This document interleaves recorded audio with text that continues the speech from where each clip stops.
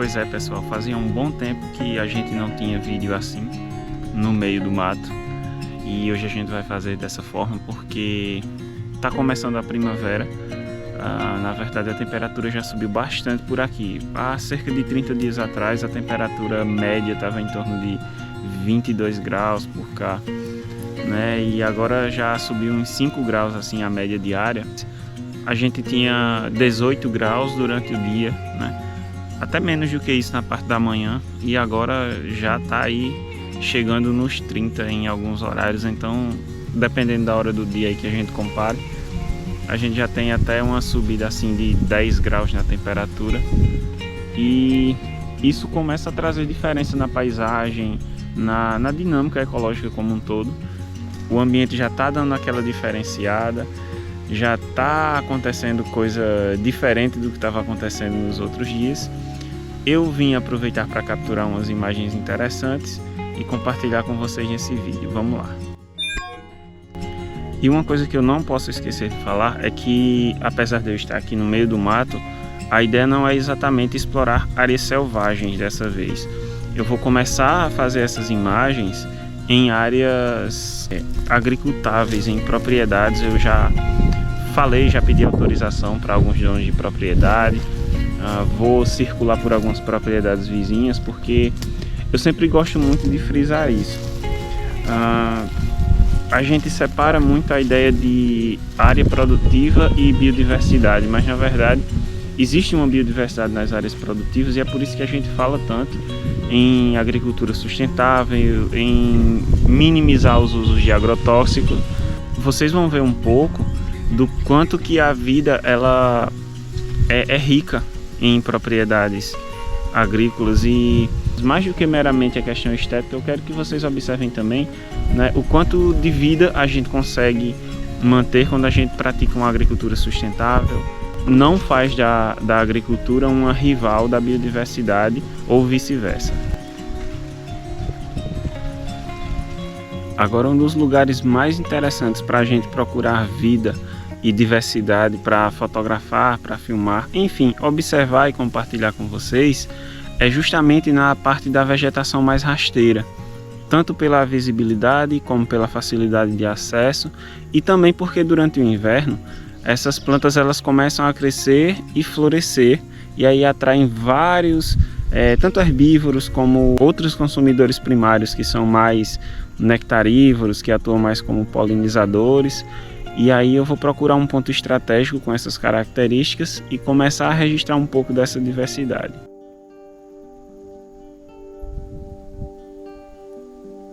E é na relva que eu começo a minha busca. O mais discreto lugar pode revelar muitas belezas quando sabemos olhar. Não é simplesmente ver, mas prestar atenção no que acontece e procurar no detalhe a natureza dos fenômenos. É assim que eu faço fotografia de natureza. Não é mera questão de como as coisas são, mas de como elas se transformam, de como a realidade vem a ser.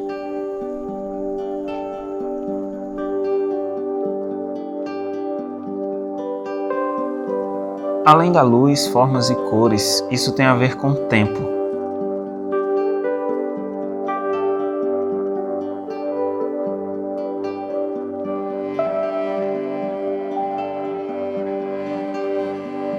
Na hora certa, no lugar certo, lá estará a fotografia quase pronta, esperando para ser compreendida e capturada.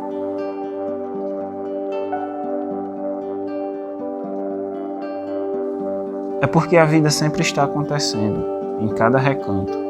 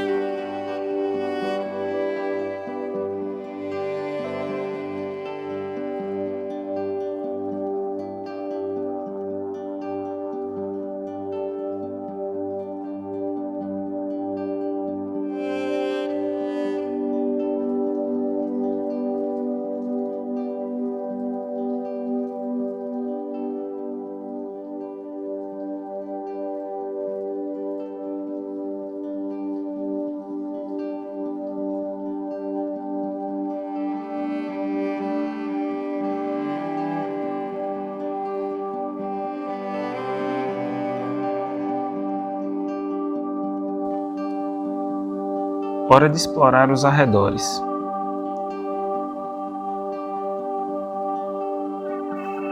Uma área de policultura, especialmente sem agrotóxicos, é como uma floresta de alimentos visitada por espécies domésticas e silvestres.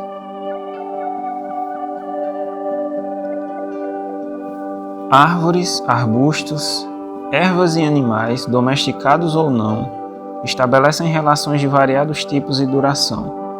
É o que chamamos de agroecossistemas. Um tipo de ecossistema construído pela ação humana. É importante entendermos esse conceito porque, embora as áreas naturais sejam necessárias, não podemos ignorar o papel dos agroecossistemas para o sustento de muitas espécies além da nossa. Muitas plantas e animais só conseguem viver em áreas selvagens, enquanto outros podem se manter nos dois ambientes, especialmente havendo floresta nas redondezas.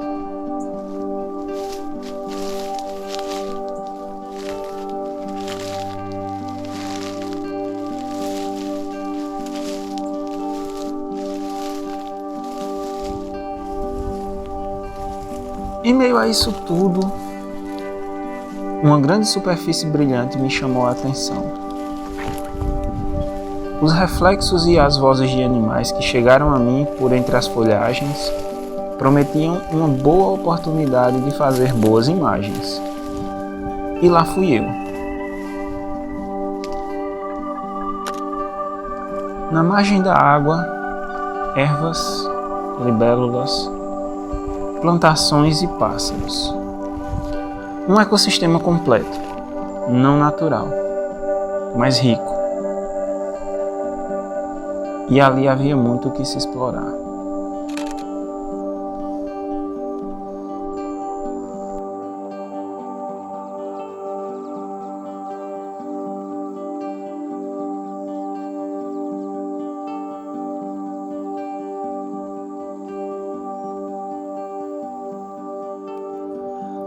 A minha lente de 250mm tem uma distância focal muito curta para fotografar aves.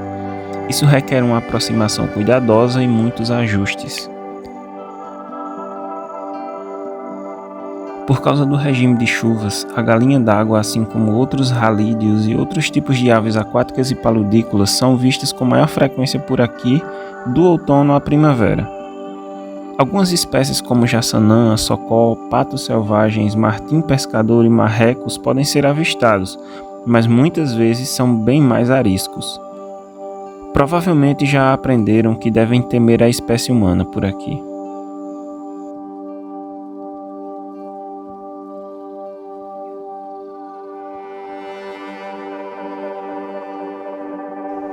Há tempos eu queria uma oportunidade para registrar as galinhas d'água.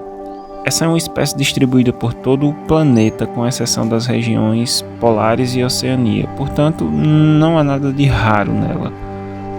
Mas por outro lado, são animais bem reservados e não permitem muita aproximação, além de muito belos.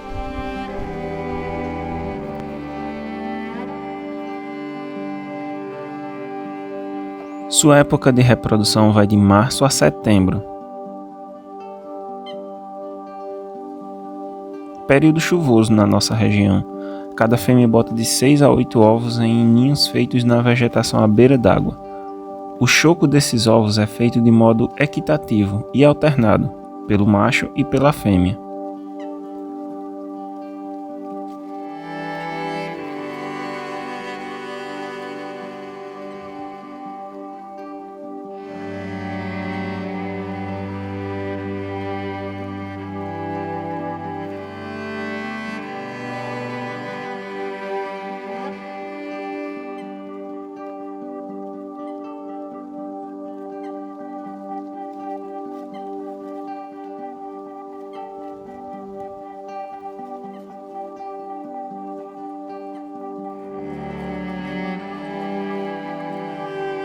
As lentes sempre me revelam algo novo.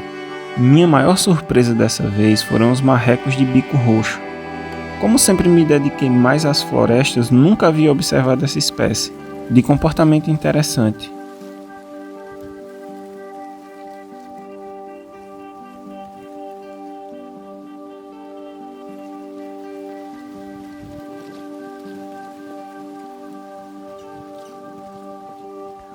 Os filhotes de bico azulado são exímios mergulhadores desde cedo.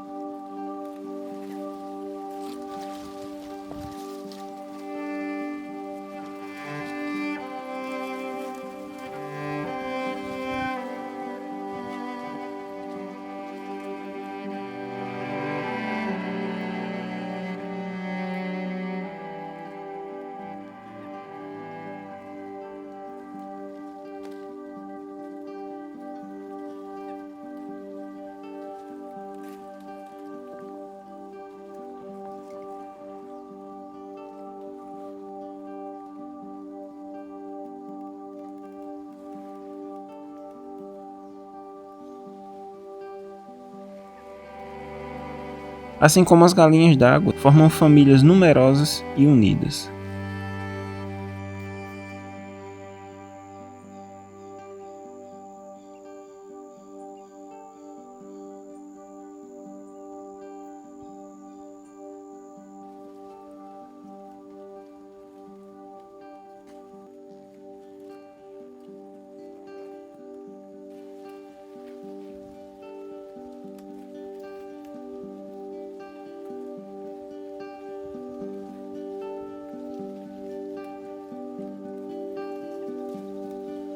Depois de retornar ao local várias vezes, ainda fiquei com a sensação de que muito ainda poderia ser descoberto por ali.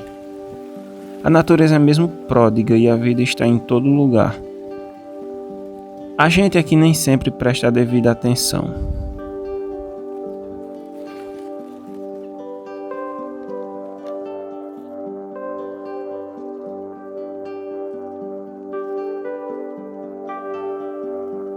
Tudo aqui está em transformação.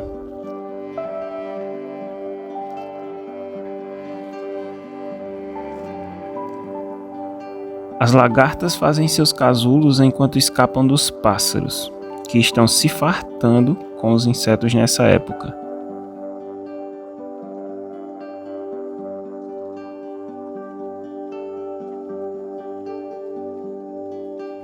É notável que há muitos animais silvestres por aqui. Eles apenas não confiam em nós e têm seus motivos. Eu não sei o que vocês acharam desse formato de vídeo, mas para mim foi muito interessante gravar dessa forma. O fato de usar a câmera de ação me ajudou muito a gravar sem ter que interromper as coisas. Então eu estava aqui com a SL3 fazendo as fotografias e fazendo os takes voltados para ela, e não precisei fazer nenhuma mudança, trocar de lente nem coisa do tipo.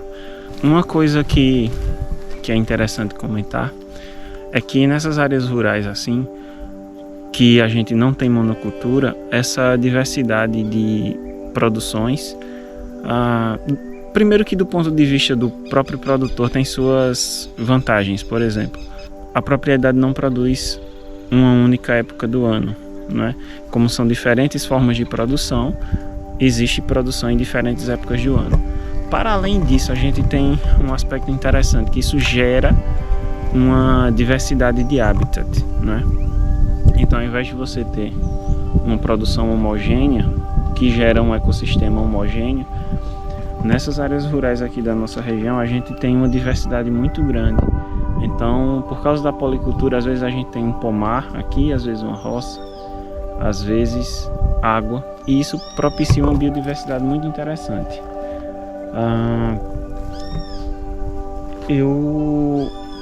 Eu ainda pretendo fazer muitas imagens em vários lugares assim, tá? E por hoje a bateria aqui já está indo, a luz também já está indo. Eu espero que vocês tenham gostado do vídeo, tá? Muito obrigado. Se inscreve no canal e até mais.